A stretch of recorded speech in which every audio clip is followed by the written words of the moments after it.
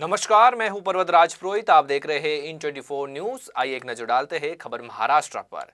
जिस गति से कोविड के दौरान मरीजों की संख्या में बढ़ोतरी होती थी, उसी तरह से भारत में इस वक्त हार्ट अटैक के मामलों में तेजी से बढ़ोतरी देखी गई है। एनसीआरबी की रिपोर्ट के मुताबिक 2021 की तुलना में 2022-23 में दिल के दौरे से होने वाली मौतों में 12.5% की बढ़ोतरी हुई है। मुंबई के वॉक हार्ट हॉस्पिटल के डॉक्टरों का कहना है कि बीते वर्षों में कई युवा मरीजों का इलाज किया गया है जिनमें गंभीर हृदय के रोग थे। अस्पताल में 29, 34 और 36 साल के युवाओं में हार्ट अटैक के मामले दर्ज किए और उनका सफल इलाज किया। विशेषज्ञों का मानना है कि जीवन शैली से जुड़े कारक जैसे धूम्रपान, मानसिक तनाव, खराब खानपान और मोटापा युवाओं में हार्ट अटैक की मुख्य वजह बन रहा है। इस मामले में वॉक हार्ट हॉस्पिटल के डॉक्टर परिन संगोई ने क्या कुछ कहा, आइए जानते हैं। वर्ल्ड हार्ट डे 29 सितंबर को हुआ है एंड उसके आगे और पीछे हमने कुछ 3 या 4 हफ्ते में काफ़ी यंग पेशेंट्स देखे हैं जो हार्ट अटैक के साथ आए हैं। कुछ की उम्र तो 30 साल के नीचे है, the others are between 30 and 35 years of as.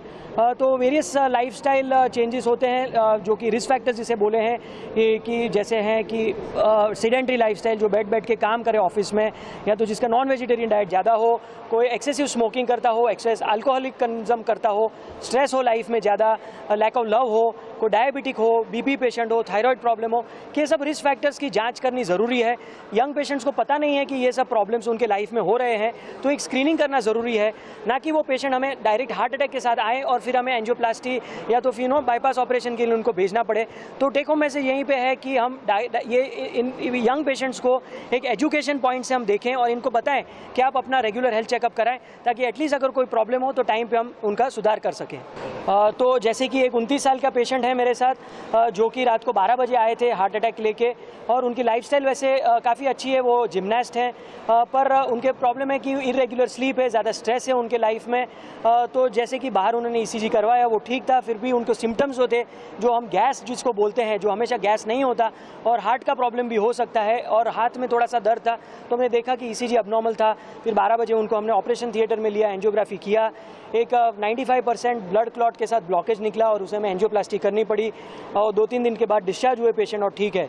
दूसरे पेशेंट है जिनको सिमिलर कंप्लेंट्स थे, जिनको जो थोड़ा सा लाइफस्टाइल में प्रॉब्लम है, जो डाइट पे ध्यान नहीं दे रहे हैं, जिनके दूसरे भी कारण है, जो लाइफस्टाइल इम्बैलेंस है, तो उनको भी यही सिमिलर प्रॉब्लम हुआ और उनका हमने प्राइमरी एंजियोप्लास्टी किया, जो कि एक इमरजेंसी एंजियोप्लास्टी हम बोलते हैं, as a life saving procedure, और वो भी ठीक से हुआ और मेन आर्टरी में उनको भी स्टेंट लगाना पड़ा and he is also doing fine.